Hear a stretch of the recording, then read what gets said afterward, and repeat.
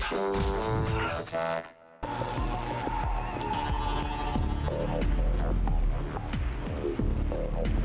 hello, I didn't change. You didn't. Can we shoot the floor, though? Can we shoot that? Look at how much. There's like random pounds of ground beef all over the studio. Right there are piles of some of the world's finest minds. That's disgusting. Right there on the ground. Let's talk about cameras, shall we? We got a Canon by Canon. Autofocus by iPhone. What? What do you get when you combine an innovative touchscreen with trusted image quality? Why, the Canon SD3500 digital camera. With optical image stabilization and smart auto mode, snapping photos is as easy as point and shoot. And to simplify it even more, its 3.5-inch touch LCD lets you tap to autofocus or hit the body for a slideshow. Pick one up for $330. They just cleaned up 6 pounds of ground beef in 30 seconds.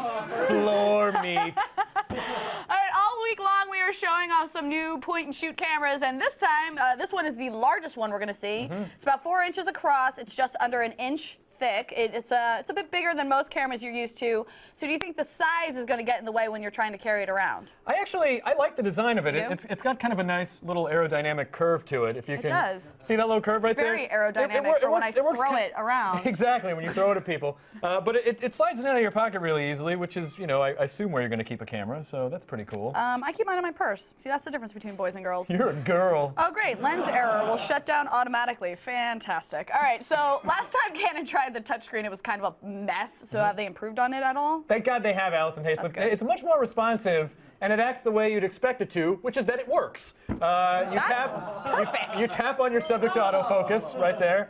Now, there's also these tactile controls, like tapping. It came from the Hadron Collider. Tapping the camera to start a slideshow, and then you can actually tilt it to move to the next image, which is fun if you like tilting things on different axes. Overall, the experience is much better.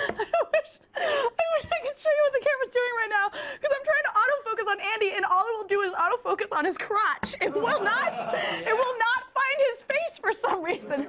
Anyway. Well, someone should be looking down there for him. What's wrong with this camera? Even if it's just a piece of technology. All right, so they added a few features like creative effects and crotch finder, apparently. That's right. We call that wiener detection. It's got smile shutter and wink detection, which it means it takes a picture when you smile or wink.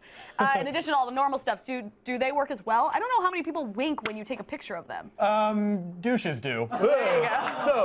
What's up? Douche detection. For the most part, you know, look, effects like fisheye and miniature are fun to have, and they really do add value. Most of the time, that looks awesome, I think. Yeah. I mean, the effects on digital cameras a lot of times are kind of worthless. I got to be honest. So are they? I think that's great. Smile shutter works like a charm, but the wink timer has real trouble detecting whether or not you're closing your eye, which kind of defeats the whole purpose. You can see him trying to wink right there. It's not catching it at all, and he's really going for it. Maybe Danny just sucks at winking. He really does. Maybe they had it on crotch finder instead. That could have been the problem. All right. So most importantly, was Canon able to make the pictures look just as good as all their previous point and shoots, or do these? They're pretty close. No, they're pretty close. Normal light pictures have a lot of detail and accurate colors, but they don't really pop the way that we're used to seeing. And low light pictures are good too, but occasionally you get a little too much soft noise or soft focus. But most of the time the images are clear. The images are all right most of the time. It will not focus on a face. It focuses on everything around it. I don't get it. All right, my God, I'm a vampire. $330, which is expensive for a point and shoot, especially one that won't focus on faces. So what are we going to give it? Well, we're going to give it a 3 out of 5. The camera is good in many respects, but the super high price and barely above average image quality and then the problems with face detection, I don't know. You really are going to have to decide for yourself on that. I think it's medium range. All right. Now, people, don't forget about G-Cycle. G-Force plan to reduce e-waste. Visit gcycle.org to find local places to ditch your old electronics.